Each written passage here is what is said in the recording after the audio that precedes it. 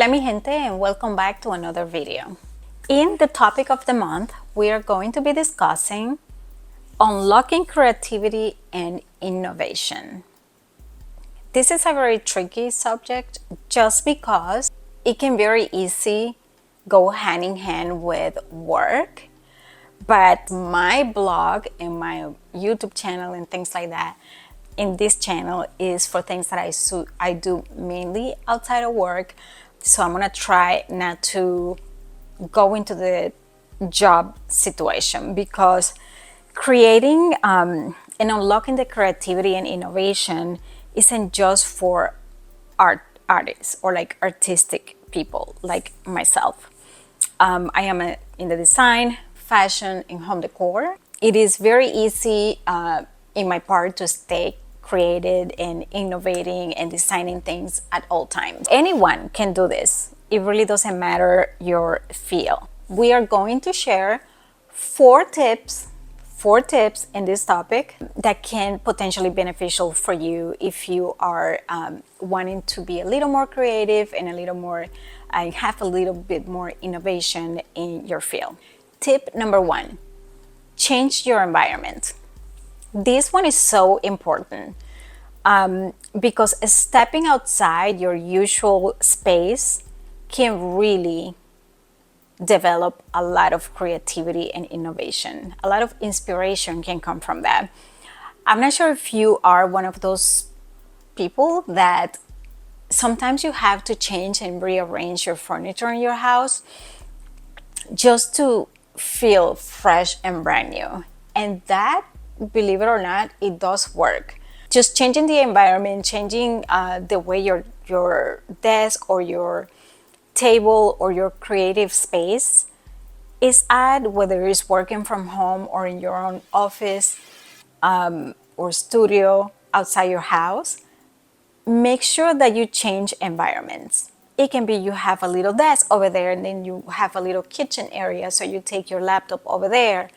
But mainly in this case, I will suggest that changing environments, especially for people that work from home like myself, going to a coffee shop is very nice.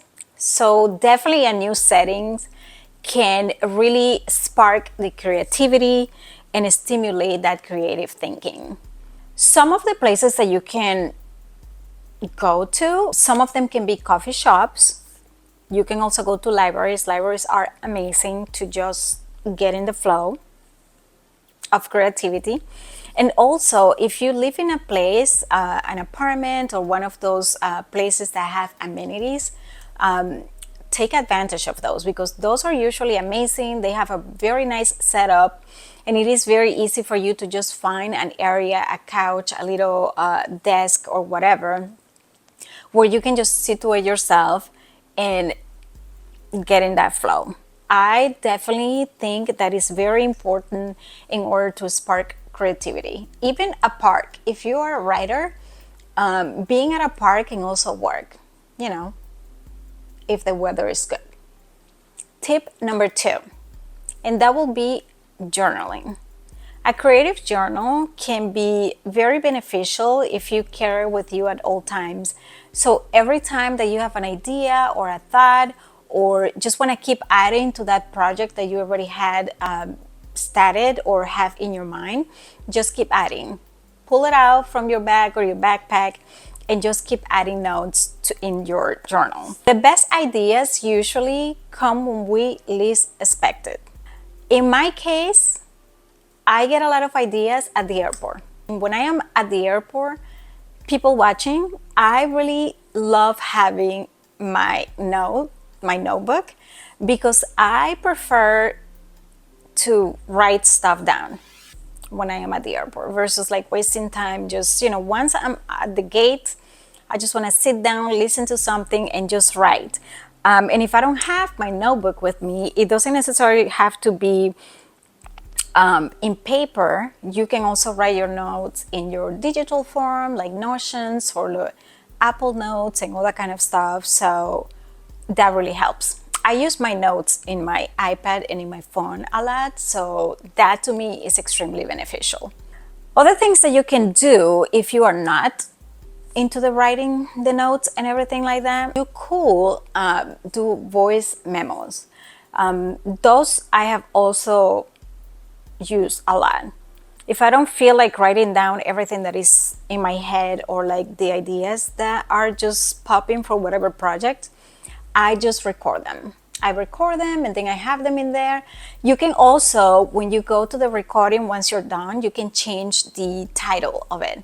Like you can label it to exactly what it was, and maybe the day and time. You can just put whatever project, the name of the project that you're working on, and then go back to those notes. Tip number 3, take regular breaks.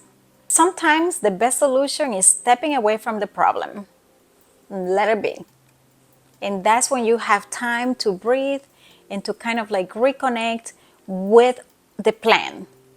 So if you are feeling overwhelmed with whatever you are doing, whatever task, whatever project, and you feel like you are not feeling creative, just step away for a little bit and then come back with a refreshed set of mind. So just go ahead and step away, shut that computer down if you can, and then take a walk or whatever. I normally don't take walks, even though I love walking, but that is very beneficial because I have done it before. And then you come back, 20 minutes walk, come back, and it's like, oh my goodness, I am ready to continue.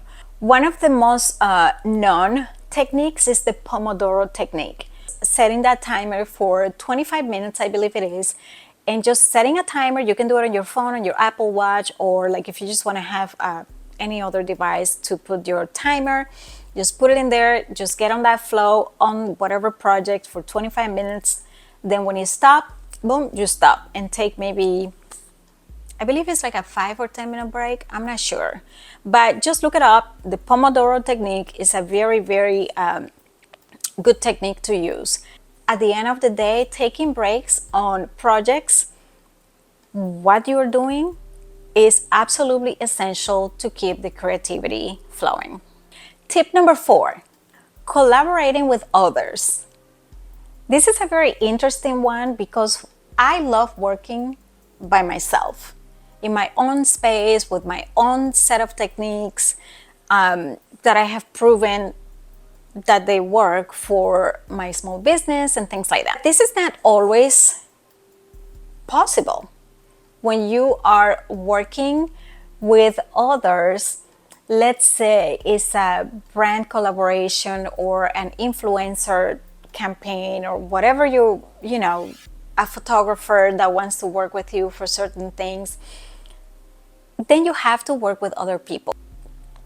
Talking through ideas with others often brings new perspective and innovative solutions that wouldn't come from working alone. Even though I'm not like super big in like collaborations and things like that, we could be working on something and we only see it a certain kind of way until someone brings to you another set of eyes, another set of ears into the situation, and they can simply just say, oh, why don't you try this? Or what if you do it this way?